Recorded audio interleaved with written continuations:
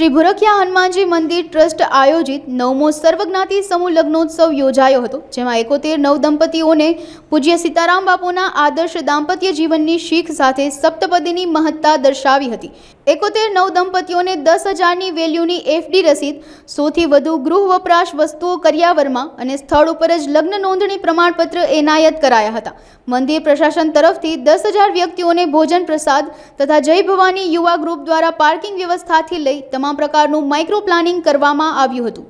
પરિવાર અહીં આવે, દાદાની કૃપા અને એમની દાદામાં આસ્થા, આ 9મા સાર્વજનિક અમે જાહેર જીવનમાં છીએ એટલે દરેક જ્ઞાતિના સમૂહ લગ્નમાં જવાનું થાય છે।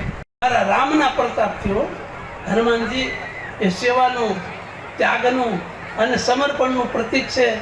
એવા ભુરખિયા હનુમાનજી દાદાના સાનિધ્યમાં આજે 71 નવદંપતિ પ્રભુતામાં પગલાં માંડી રહ્યા છે।